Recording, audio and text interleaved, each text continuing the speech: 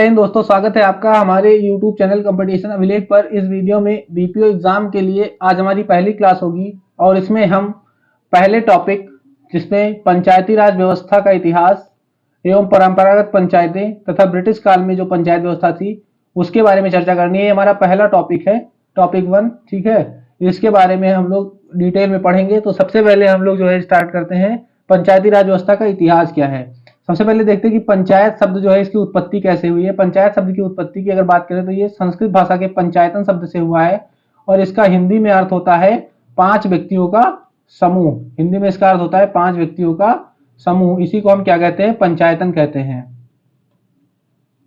इसी को पंचायतन कहते हैं।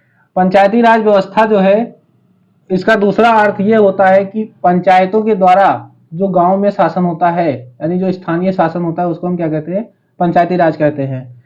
पंचायत के बारे में महात्मा गांधी ने भी कहा था कि जो 5 व्यक्तियों की संस्था होती है, महात्मा गांधी द्वारा क्या कहा गया? महात्मा गांधी ने बताया कि जो 5 व्यक्तियों की संस्था होगी उसको क्या कहेंगे? पंचायत कहेंगे। 5 व्यक्तियों का समूह जो होगा उसी को पंचायत कहेंगे, ठीक है। आगे देखते हैं, जो राधा मुकुंद बनर्जी हैं, ये इंपॉर्टेंट पॉइंट्स हैं। राधा मुकुंद बनर्जी ने जो पंचायत है उसको प्रजातंत्र के देवता की संज्ञा दी है। तो आपका एग्जाम में ऐसे क्वेश्चन आएगा कि जो पंचायत है उसको प्रजातंत्र के देवता की संज्ञा किसने दी है? राधा मुकुंद बनर्जी ने। आगे देखते हैं, वैदिक काल की शुरुआत में ग्राम स्वायत्त शासन की इकाई थे। जो ग्राम थे वो जो स्वायत्त शासन थे उनकी इकाई थे और जिसका मुखिया क्या होता था? ग्रामीणी होता था। यानी वैदिक काल में जो ग्राम होते थे उनका जो मुखिया होता था उसको क्या कहते थे? ग्रामीणी कहते थे। वैदिक काल में कुछ प्रतिनिधि संस्थाएं थी जो ग्राम का प्रशासन देखती थी। ये प्रतिनिधि संस्थाएं कौन कौन सी थी? इसमें मुख्य रूप से 2 प्रतिनिधि संस्थाएं थी। कौन कौन सी? एक थी सभा। सभा क्या होती थी? इसमें जो कबीले के वरिष्ठ और जो प्रबुद्ध लोग होते थे उनको जो है इसका मेंबर बनाया जाता था, ठीक है। और दूसरा होता था समिति।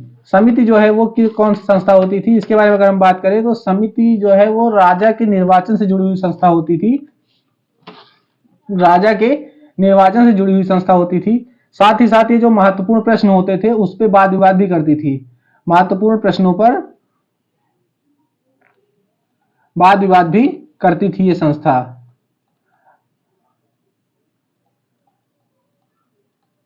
ठीक है। कौन सी संस्था? जो ये समिति थी। समिति में जो है ये जो सभा और समिति थी इसमें स्त्रियों को सम्मिलित होने का अधिकार था। एक ये पॉइंट है यहाँ पे आप लोग नोट कर सकते हैं कि इसमें स्त्रियों पर किसी भी प्रकार की रोक नहीं थी, ये सम्मिलित हो सकती थी। स्त्रियों को शामिल होने का अधिकार था। स्त्रियों को शामिल होने का अधिकार था, ठीक है। इसमें किसी प्रकार कोई कंफ्यूजन नहीं है। फिर उसके बाद आगे देखते हैं, फिर विदत क्या होता था? ये भी जो है एक वैदिक कालीन संस्था थी, आर्यों की प्राचीन संस्था थी। इसको विदत कहते थे। इसमें क्या होता था? इसमें जो धार्मिक, सैनिक एवं सामग्री के वितरण तथा कबीले के से संबंधित जो नियम एवं कानून होते थे उनका निर्माण ये संस्था करती थी। कौन सी संस्था? विदत। ये जो कबीले के नियम और निर्णय बनाए जाते थे, नियम का निर्माण जो है यही संस्था करती थी, ठीक है। मनुस्मृति के अनुसार जो है जो गांव का अधिकारी होता था उसको क्या कहते थे? ग्रामिक कहते थे। ग्रामिक कौन होता था? गांव का अधिकारी। किसके अनुसार? मनुस्मृति के अनुसार। गांव का अधिकारी क्या कहलाता था? ग्रामिक कहलाता था मनुस्मृति के अनुसार। इसके कार्य कौन कौन से होते थे? अगर कार्य की बात करें तो मुख्य कार्य इसका जो है करों की वसूली करना होता था। मुख्य कार्य क्या होता था? करों की वसूली करना होता था। फिर मेटकैफ है, ठीक है, जिन्होंने ग्राम को या ग्रामों के समूह को क्या कहा? लिटिल रिपब्लिक यानी लघु गणतंत्र की संज्ञा दी। क्या कहा? लघु गणतंत्र कहा। फिर उसके बाद अगर हम बात करें तो वैदिक काल में कुछ और भी प्रमुख चीजें जिसको हमको जानना चाहिए। इसमें हम लोग कैसे क्या जानेंगे? जैसे मान लीजिए इसमें पहला तो हम ये देख लेते हैं कि जो 10 गांव के ऊपर का एक कर्मचारी होता था, जैसे जो 10 गांव होते थे, 10 गांव के ऊपर का जो कर्मचारी होता था उसको क्या कहते थे? 10 गांव के ऊपर के कर्मचारी को दसिक कहते थे, ठीक है, दसिक। जो 20 गांव के ऊपर का होता था उसको क्या कहते थे? जो 20 गांव के ऊपर का होता था उसको हम लोग विसाधिप कहते थे। क्या कहते थे? विसाधिप, ठीक है, उसको विसाधिप कहते थे। और जो 100 गांव के ऊपर का होता था उसको सतपाल कहते थे। क्या कहते थे? सतपाल। ये भी इंपॉर्टेंट पॉइंट है जो है आपके वैदिक काल से रिलेटेड, कि जो 10 गांव के ऊपर, 10 गांव से ऊपर का अधिकारी होता था उसको दसिक कहते थे, जो 20 गांव के ऊपर का अधिकारी होता था उसको विसाधिप कहते थे, जो 100 गांव के ऊपर का अधिकारी होता था उसको सतपाल कहते थे। तो ये पॉइंट याद रखना। अब जो कौटिल्य का जो है अर्थशास्त्र, अर्थशास्त्र जो है एक पुस्तक है जिसको किसने लिखा है? कौटिल्य ने लिखा है, यानी जिनको चाणक्य के नाम से भी हम लोग जानते हैं, चाणक्य ने लिखा है, ठीक है। इसमें जो है आदर्श गांव की चर्चा की कि आदर्श गांव क्या होता है, इसके बारे में इसमें चर्चा की गई है। तो आपसे ये क्वेश्चन पूछा जा सकता है कि आदर्श गांव की चर्चा किस पुस्तक में मिलती है, तो वो क्या हो जाएगा? अर्थशास्त्र हो जाएगा। फिर आगे देखते हैं कि जो है श्रेष्ठी कौन होते थे। ऐसे आपको क्वेश्चन आ जाएगा कि श्रेष्ठी कौन होते थे। तो जो मौर्य काल में, जो मौर्य युग में जमीन एवं संपत्ति की देखरेख करता था उसको क्या कहते थे? उसको श्रेष्ठी कहते थे, ठीक है। किसी प्रकार का इसमें कंफ्यूजन नहीं होना चाहिए। फिर उसके बाद बात करते हैं मुगल शासन की। तो मुगल शासकों द्वारा ग्रामीण व्यवस्था में कोई हस्तक्षेप नहीं किया गया, यानी जो मुगल शासक आए जो है उन्होंने ग्रामीण व्यवस्था में किसी प्रकार कोई हस्तक्षेप नहीं किया तथा जागीर प्रथा की शुरुआत की। और जागीर प्रथा की शुरुआत करने से क्या होता है? जो जागीर प्रथा की शुरुआत करने से क्या होता है? जो स्वशासन व्यवस्था होती है वो और कमजोर हो जाती है, यानी जो स्थानीय शासन की व्यवस्था होती है वो और भी कमजोर हो जाती है। यानी हम कह सकते हैं कि मुगल काल द्वारा ग्रामीण स्वशासन पर कोई भी ध्यान नहीं दिया गया, तो इसलिए ये इंपॉर्टेंट नहीं है, मुगल शासन इंपॉर्टेंट नहीं है। आगे देखते हैं मौर्यकालीन ग्रामीण प्रशासन कैसा था, क्या था। अगर हम लोग मौर्यकालीन ग्रामीण प्रशासन की बात करें तो इसमें सबसे छोटी इकाई जो प्रशासन की होती थी वो क्या होती थी? सबसे छोटी इकाई प्रशासन की ग्राम होती थी मौर्य काल में, और इसका मुखिया क्या कहलाता था? ग्रामिक कहलाता था, ठीक है। और ये जो है किसकी सहायता से जो है क्या निर्णय देता था? ये जो है ग्राम सभा की सहायता से निर्णय देता था। इसलिए सबसे छोटा न्यायालय भी ग्राम न्यायालय होता था, और ग्राम न्यायालय होता था किसी मामले का निस्तारण करता था तो वो कैसे करता था? ग्राम सभा की सहायता से। किसकी सहायता से करता था? With the help of gram सभा। आगे देखते हैं कि मध्यकालीन जो ग्रामीण प्रशासन था उसमें क्या क्या कैसे कैसे था। तो सबसे पहले उसमें जान लेते हैं कि सरपंच थे। सरपंच क्या होते थे? मध्यकालीन प्रशासन में सरपंच कौन होते थे? सरपंच की अगर बात करें तो ये जो प्रशासन की सबसे छोटी इकाई गांव होती थी, सबसे छोटी इकाई ग्राम जो है पंचायत की सबसे छोटी इकाई होती थी, और उसी का जो नेतृत्व करता होता था उसको हम क्या कहते थे? सरपंच कहते थे, ठीक है। प्रत्येक गांव में एक पंचायत होती थी और पंचायत का जो नेतृत्व करता होता था उसको सरपंच कहते थे। फिर उसके बाद बात आती है मुकद्दम। मुकद्दम क्या होता था? मुकद्दम जो है परगना स्तर पर राजस्व संग्रह करता था, यानी जो कर होता था उसके वो संग्रह करने वाला जो अधिकारी होता था उसको हम लोग क्या कहते थे? मुकद्दम कहते थे। अलाउद्दीन खिलजी के समय जो गांव का प्रधान होता था, ये पॉइंट नोट करने वाला है कि अलाउद्दीन खिलजी के समय अलाउद्दीन खिलजी के समय जो है जो गांव का प्रधान होता था उसको चौधरी, गांव का प्रधान को क्या कहते थे? जो गांव का प्रधान होता था उसको चौधरी कहा जाता था, ठीक है। और जो राजस्व ग्रहण करता था उसको मुकद्दम कहा जाता था, वो मैंने यहाँ बता दिया। ये जो चौधरी होता था ये जो है 100 गांवों का मुखिया होता था। कितने गांव इसके अधीन होते थे? 100 ग्राम इसके अधीन होते थे, इसको चौधरी कहते थे। अब बात करते हैं कि चोलकालीन स्वायत्त शासन की विशेषताएं क्या क्या थी। तो सबसे पहले तो इसमें इंपॉर्टेंट यही बनता है कि चोलकालीन स्वायत्त शासन की जानकारी हमको कहाँ से मिलती है? तो जानकारी जो है परांतक फर्स्ट के जो उत्तर मेरूर अभिलेख है उससे हमको जो है चोलकालीन स्वायत्त शासन की जानकारी मिलती है। इसमें जो है ग्राम सभाएं जो है वो उसमें विभिन्न मतलब दो प्रकार की सभाएं थी ग्राम सभा में। पहला तो था उर, ठीक है। उर जो है इसमें जो गांव के सामान्य लोग होते थे उनको मिलाकर ये सभा बनती थी, और इसकी कार्य समिति को क्या कहते थे? उलंगुड़म कहते थे। इंपॉर्टेंट पॉइंट है ये, इसकी कार्य समिति को क्या कहते थे? उलंगुड़म कहते थे। ये सामान्य ग्रामवासी इसमें सदस्य होते थे। इसका कार्य क्या होता था? इसका कार्य होता था तालाब, जैसे तालाब हो गया, ठीक है, बगीचे हो गए, इन सब का निर्माण करना। तालाब एवं बगीचे का निर्माण करना इसका कार्य होता था। देखो यहाँ पे लिखा भी है तालाब तथा बगीचों का निर्माण करना। फिर उसके बाद आगे बात करें दूसरी जो इसमें दूसरा जो संस्था होती थी वो होती थी सभा या महासभा। इसमें आपको दोनों मिल सकता है क्वेश्चन में, सभा भी मिल सकता है और महासभा भी मिल सकता है। ये जो है इसमें जो है गांव के जो ब्राह्मण कुलीन वर्ग होता था वो इसमें सदस्य होता था इसका, और इनको जो है क्या कहा जाता था?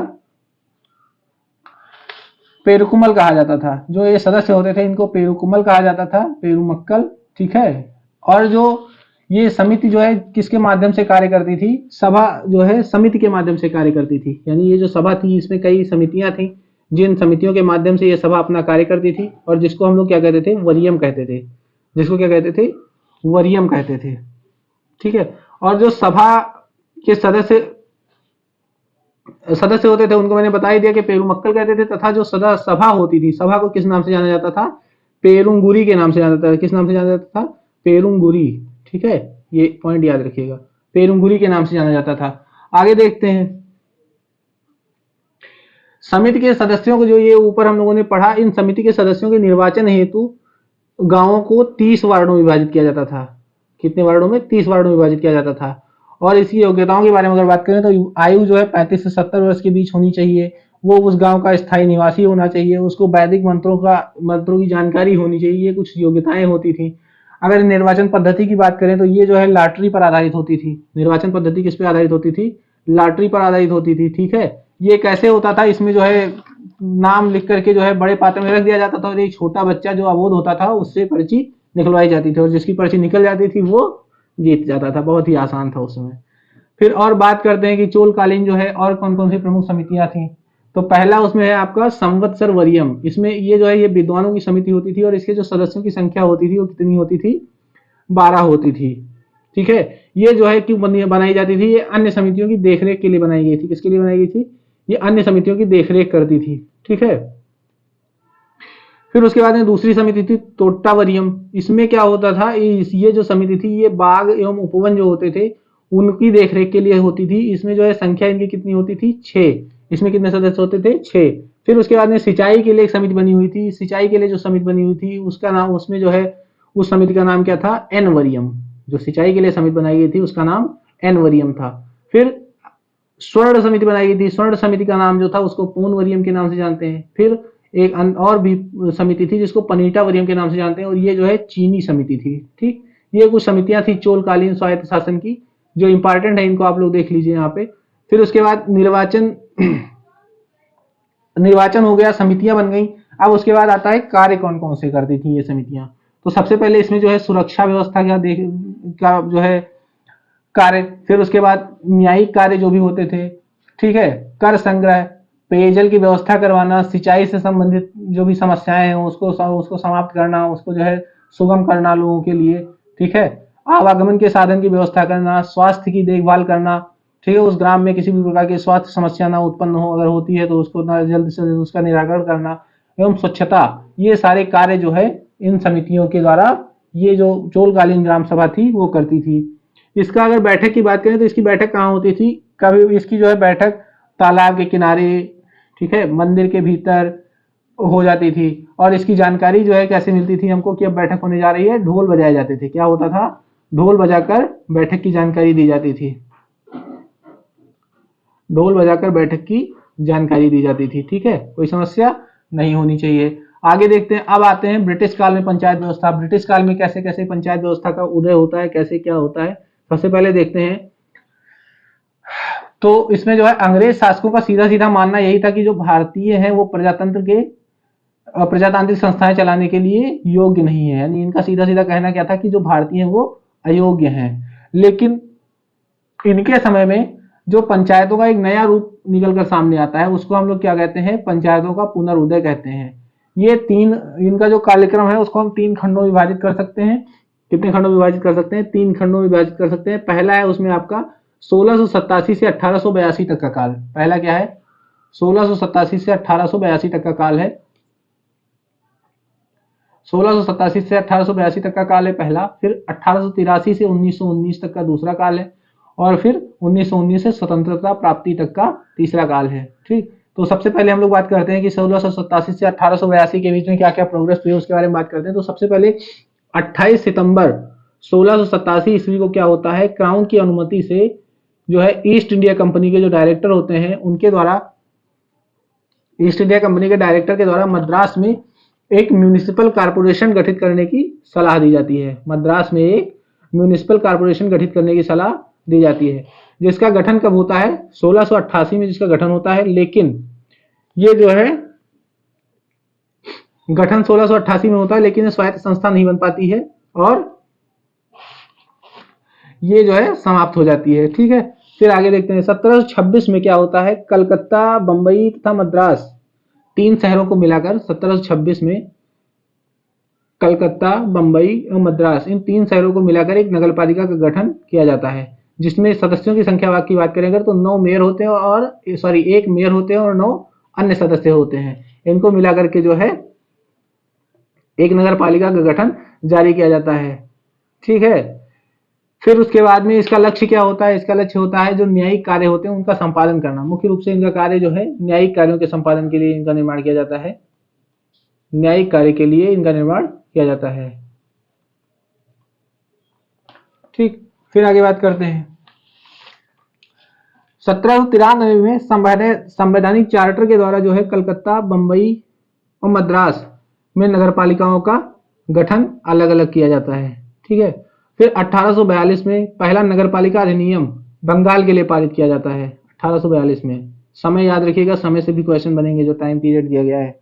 तो पहला जो है नगर पालिका अधिनियम बंगाल के लिए कब पारित किया गया, 1842 में पारित किया गया। लेकिन फिर क्या होता है, इसका विरोध होता है, अच्छा खासा विरोध होता है और वो वापस हो जाता है। विरोध के बाद इसको वापस ले लिया जाता है। दोबारा फिर से जो है 1850 में अधिनियम पारित किया जाता है। इस बार जो है इसको ब्रिटिश होशियार हो जाते हैं और इसको क्या करते हैं, अनिवार्य नहीं करते बल्कि इसको ऐच्छिक रूप से कर देते हैं कि जिसको आवश्यकता हो वो लागू करे, जिसको आवश्यकता हो वो लागू ना करे। ठीक है, ये सारे जो भी प्रयास आप ऊपर अभी तक ब्रिटिश काल वाले देख रहे थे, इसमें सब में जो है आप देखेंगे तो इसमें नगरीय प्रशासन की बात की गई, ग्रामीण प्रशासन की कहीं भी बात नहीं की गई है। तो इसमें हम ये भी कह सकते हैं कि इसमें अभी तक ग्रामीण प्रशासन के बारे में कोई भी जिक्र नहीं हुआ है। अब आगे बात करते हैं तो ग्रामीण प्रशासन की शुरुआत कहाँ से होती है। अगर ग्रामीण प्रशासन की शुरुआत की बात करें तो 14 दिसंबर 1870 ईस्वी को लॉर्ड मेयो ने जो है एक प्रस्ताव रखा काउंसिल में। कौन सा प्रस्ताव था वो, विकेंद्रीकृत और स्वायत्त शासित संस्थाओं के गठन के संबंध में एक प्रस्ताव रखा। कब, 14 दिसंबर 1870 को। ये पहला प्रयास था। इसके आधार पर जो है केंद्र सरकार द्वारा, इसी प्रस्ताव के आधार पर जो केंद्र सरकार है वो विभिन्न कार्य जैसे कि सड़कों के रखरखाव, चिकित्सा हो गया, सड़कों का रखरखाव हो गया, ठीक है, ये सारे कार्य किसको दे देती है, प्रांतीय सरकारों को सौंप देती है। मेयो, लॉर्ड मेयो के द्वारा जो प्रस्ताव रखा गया इसमें, इसी में जो है सरकारी अनुदान की भी व्यवस्था की जाती है। जो ये प्रस्ताव होता है इसी में जो है अनुदान की भी बात करी जाती है। किसकी बात की जाती है, अनुदान की बात करी जाती है। तो अगर आपसे पूछा जाए कि पहली बार अनुदान की बात किस प्रस्ताव के द्वारा की जाती है तो वो कौन सा है, लॉर्ड मेयो द्वारा जो प्रस्ताव 14 दिसंबर 1870 को दिया गया, इसमें बात करी जाती है। इसके पश्चात जो है जब ये प्रस्ताव आता है तो फिर मुंबई, बंगाल, पंजाब, उत्तर पश्चिम प्रांत, इसमें जो है स्वायत्त प्रशासन की स्थापना होती है। इसके बाद आता है लॉर्ड रिपन। लॉर्ड रिपन का प्रस्ताव जो है 18 मई 1882 को आता है। ठीक है, जो कि स्वायत्त शासन और ग्राम प्रशासन के लिए एक मील का पत्थर साबित होता है। इसके जो प्रमुख प्रावधान होते हैं अगर बात करें तो ऐसे सुन लीजिए, प्रावधान तो बहुत सारे हैं, हमने इसमें लिखा नहीं है क्योंकि नोट्स है आप लोगों की, तो जो इंपॉर्टेंट पॉइंट्स है हमने उसी को इसमें इंक्लूड किया है। तो ऐसे ही सुन लीजिए कि कौन कौन से प्रस्ताव थे। पहला, जिसमें जो है गैर सरकारी सदस्यों की मेजॉरिटी थी इसमें। ठीक है, सरकारी सदस्य किसी भी हालत में 1/3 से ज्यादा नहीं होते, पहला इसमें प्रस्ताव में मतलब पहली बात कही गई थी। दूसरा था कि गैर सरकारी सदस्य जो है वो लोगों के बीच से चुने जाएंगे, मतलब उनको जो है कोई अपॉइंट नहीं करेगा, वो जो है निर्वाचित होकर आएंगे। और अगला पॉइंट जो था वो ये था कि जहां तक संभव होगा जनप्रतिनिधि जो है वही बोर्ड के अध्यक्ष होंगे। दूसरा, इस प्रस्ताव में जो है तालुका या तहसील को जो है इकाई बनाया गया, तालुका या तहसील को इकाई बनाया गया। ठीक है, और ग्राम स्तर पर स्वायत्त शासन की व्यवस्था की गई। किस प्रस्ताव में, लॉर्ड रिपन के प्रस्ताव में। इसी कारण से जो है लॉर्ड रिपन को स्थानीय शासन का जनक कहा जाता है। तो आपसे अगर क्वेश्चन पूछा जाए कि स्थानीय स्वशासन का जनक किसको कहा जाता है तो किसको कहा जाएगा, स्थानीय स्वशासन का जनक, लिख लीजिए, स्थानीय स्वशासन का जनक लॉर्ड रिपन को कहा जाता है। किसको कहा जाता है, लॉर्ड, वहां नहीं दिखेगा, चलो इधर लिख लेते हैं, लॉर्ड रिपन को कहा जाता है। ठीक, फिर उसके बाद आगे देखते हैं, जब वायसराय लॉर्ड कर्जन बनता है तो उसने जो है इस विकेंद्रीकरण को, जो ये लॉर्ड रिपन के द्वारा लागू किया गया था, इस विकेंद्रीकरण को उसके द्वारा प्रभावहीन कर दिया गया, यानी निरस्त कर दिया गया। फिर उसके बाद द्वितीय चरण आता है। द्वितीय चरण जो हम लोगों ने पढ़ा था, ऊपर अभी कालखंड में विभाजित किया था 3 खंडों में, तो दूसरा चरण जो है वो कहां से कहां तक है, 1901 से लेकर 1910 तक है। कहां से कहां तक, 1901 से लेकर 1910 तक है। इसमें पहला जो है 1907 में होब हाउस जो है एक सदस्य होते हैं, जिनकी अध्यक्षता में शाही विकेंद्रीकरण आयोग का गठन होता है। होब हाउस की अध्यक्षता में शाही विकेंद्रीकरण आयोग का गठन होता है। और इसका विचार क्या था, इसका विचार ये था कि स्वायत्त शासन की जो शुरुआत है वो ग्राम स्तर से होनी चाहिए। तो ये आपका क्वेश्चन बन सकता है कि जो स्वायत्त शासन की शुरुआत है ग्राम स्तर से होने का विचार सर्वप्रथम किस आयोग द्वारा दिया गया। तो इसमें आप लोग बता सकते हैं कि जो शाही विकेंद्रीकरण आयोग 1907 में बनाया गया था, जिसकी अध्यक्षता होब हाउस ने की थी, उसके द्वारा ये बताया गया कि स्वायत्त शासन की शुरुआत कहां से होनी चाहिए, ग्राम स्तर से होनी चाहिए। आगे देखते हैं और क्या क्या सुझाव थे इसमें। इसने जो है कहा कि भूमि कर का एक हिस्सा जो है किसको दिया जाए, ग्राम पंचायतों को दिया जाए। इसमें जो है ये कहा गया कि जो तालाब और बाजार से आने वाले जो आय हैं वो सब पंचायतों को मिले, यानी जो तालाब कर है, बाजार कर है, ये सारे जो है आय के स्रोत किसके हो जाने चाहिए, ग्राम पंचायतों के हो जाने चाहिए। ठीक, फिर उसके बाद में आगे देखते हैं 1909 में लाहौर कांग्रेस अधिवेशन में, 1909 में लाहौर कांग्रेस अधिवेशन में एक प्रस्ताव आता है जिसमें कहा जाता है कि ग्राम स्तर से ऊपर तक स्थानीय निकाय की स्थापना की जाए और इसके लिए उचित कदम उठाए जाएं। 1911 में वायसराय काउंसिल में एक सदस्य बढ़ाया जाता है, वायसराय काउंसिल में एक सदस्य को और बढ़ाया जाता है, जिसको शिक्षा और स्थानीय शासन का प्रभारी बना दिया जाता है। ठीक है, इस मेंबर को इसीलिए बढ़ाया जाता है कि वो जो है स्थानीय शासन और शिक्षा को स्पेशल रूप से देख सके, मतलब उस पे जो है उससे संबंधित जो भी आवश्यकताएं हैं उसको पूरा करने के लिए इसको उसका प्रभारी बना दिया जाता है। फिर उसके बाद बात आती है 1915 में जो है भारत सरकार द्वारा एक प्रस्ताव पास किया जाता है।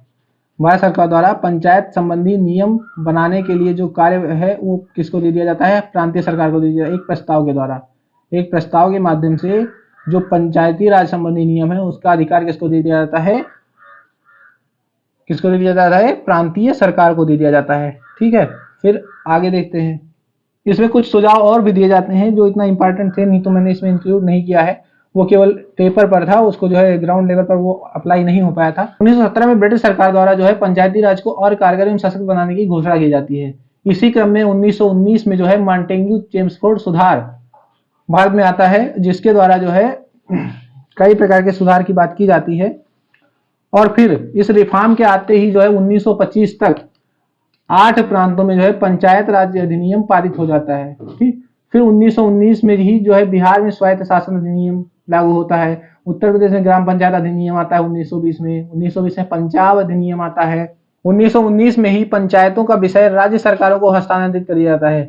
1919 में ही जो पंचायत संबंधी विषय होते हैं उस किसको दे दिए जाते हैं, राज्य सरकारों को दे दिए जाते हैं कि अब इस पे लो, तुम ही जो है सारे करता धरता कौन हो, तुम ही लोग हो, तुम ही लोग देखो इसको, जो है जो मन में आए करो। फिर उसके बाद में 1935 में जो है पंचायत को जो है विधायी सूची में शामिल कर दिया जाता है। किसमें, विधायी सूची में शामिल कर दिया जाता है। कब, 1935 में, जो 1935 का भारत शासन अधिनियम आता है उसके द्वारा।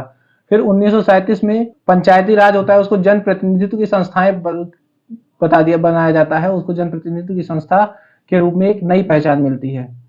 और फिर जो है 1939 से जो है द्वितीय विश्व युद्ध के अंत तक, यानी 1939 से लेकर के 1946 तक